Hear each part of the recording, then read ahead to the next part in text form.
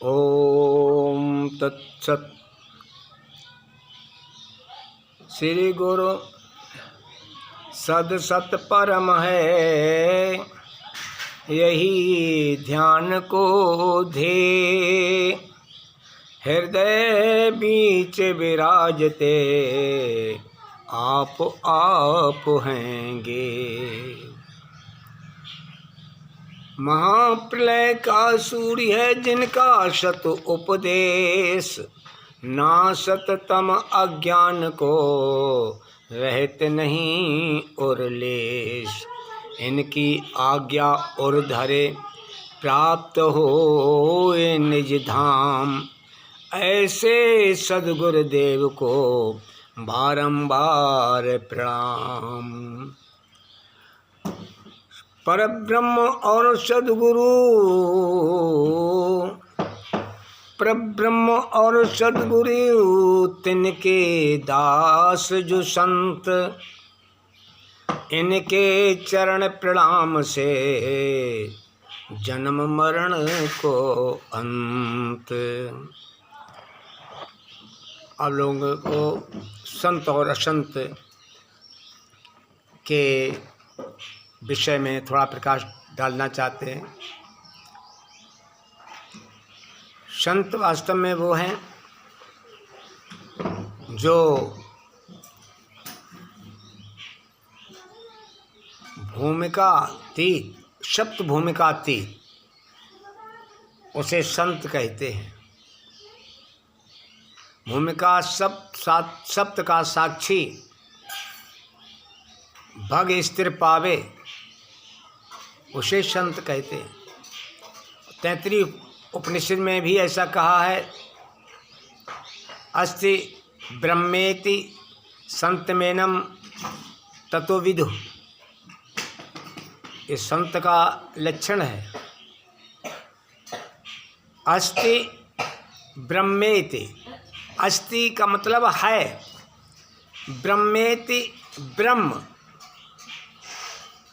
ब्रह्म ही है, इत आगे कुछ नहीं है। ब्रह्म इत ब्रह्मेति संतमेनम, वो संत ही यह है। ततो विदु, और है तत्पद का दर्शन करता है, वह तत्विद को, विदु माने जानने को कहते हैं। तत् का उसे दर्शन है, अनुभव है। इसलिए इस श्लोक में कहा है, तत्पदम दर्शितम मेन तस्मै श्री गुरुवे नमः, उसे संत कहते हैं। प्रियसज्जनों, संत भेष नहीं है। भेष में संत तो हो सकता है, लेकिन आज समय भेष को गरिमा दी जाती है। वो संत नहीं है, बनावटी संत हैं, उनको असंत कहते हैं। संत और असंत की पहचान भेष को नहीं है। संत के विषय में जो हमने बताया है कि वो 5 तत्व 3 गुण और गुण साम्या, जिसे क्षर कहते हैं, जिसे सगुण कहते हैं, जिसे साकार कैसे कहते हैं, जिसे क्षेत्र कहते हैं, क्षर विराट कहते हैं। ये सब गुण साम्या के पर्यायवाची हैं। इसे मैथ ब्रह्म भी कहते हैं। प्रिय सज्जनों, इस प्रकार से यहाँ तक का पहुँचा हुआ पुरुष ही संत होता है।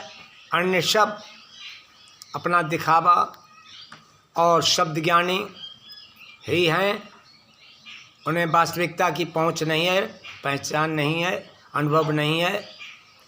तो ऐसे संतों से समाज बहुत होशियार रहे। कहा गया है